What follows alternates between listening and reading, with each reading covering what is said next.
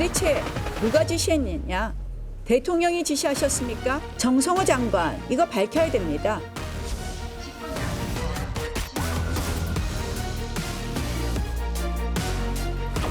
수사팀과 일부 검사들은 항소자재를 부당한 지시라며 왜곡하고 있습니다. 항명으로 맞서고 있습니다.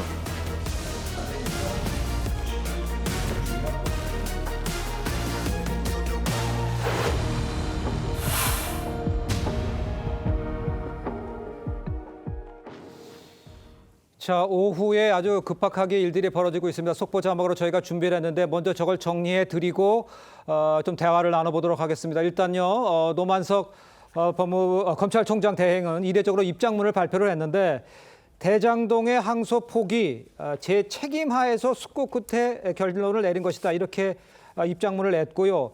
법무부 의견을 참고해서 중앙지검장과 협의해서 결정을 했다. 이렇게 노만석 검찰총장 대행이 입장문을 냈습니다. 그렇게 이제 노만석 검찰총장 대행이 입장문을 낸 뒤에 나온 직후에 바로 이 정준호 중앙지검장도 입장을 냈는데 의견은 이렇습니다. 의견이 다르다는 점을 명확히 하려 사의를 표명했다. 이렇게 해서 사실상 반박을 한 겁니다. 그러니까 협의한 건 맞느냐 이런 얘기로 반박을 한 거죠. 정준호 중앙지검장이요. 그런 상황에서 이제 또 법무부는요. 이 항소와 관련해서 보고는 받았지만 수사 지휘는 안 했다.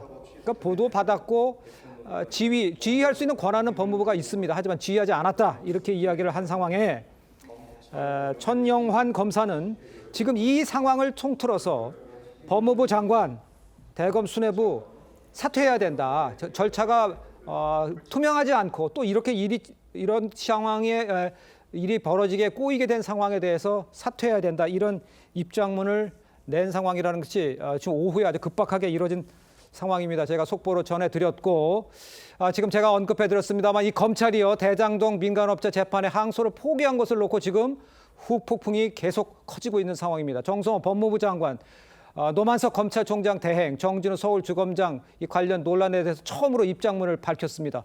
자, 화면을 준비했는데 한번 올려봐 주시면 아까 제가 말씀드렸습니다만 검찰총장 대행 법무부 의견을 참고해서 항소하지 않기로 한 것이다. 제 책임하에서 숙고 끝에 내린 결정이다. 이렇게 이야기를 했고요. 바꿔주시죠. 정성호 법무부 장관. 아는 바 없다. 여러 사정 종합해서 판단한 것으로 안다. 법무부는 대장동 항소 관련해서 보고를 받았지만 수사 지휘 등을 하지 않았다. 이렇게 법무부에서 이야기를 했고요. 검찰총장 대행 자신의 책임하에 항소 포기를 결정한 거란 저런 입장. 먼저 최진영 변호사는 저걸 어떻게 글쎄요 해석이랄까요? 어떻게 보십니까?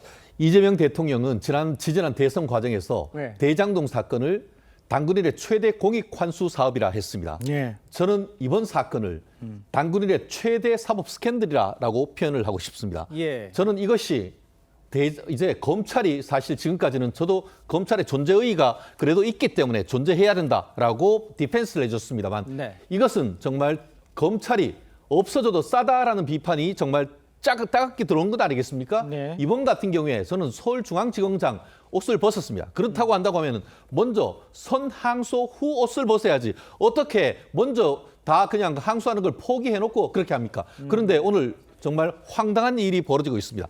대검의 수뇌부는 뭡니까? 수뇌부는 검찰총장, 차장 아니겠습니까? 그렇죠. 그런데 내가 결정했다라고 하지만 뭐라고 했습니까? 밑에 있는 중앙지검장과 협의를 했고 또 그 위에 있는 법무부 장관과 협의를 했다고 하는데 바로 지금 돌아서 가지고 서울중앙지검장 같은 경우에는 나는 반대했다라고 얘기를 하고 있고 지금 정성호 법무부 장관 같은 경우에는 나는 그거 수사 지휘한 적이 없다.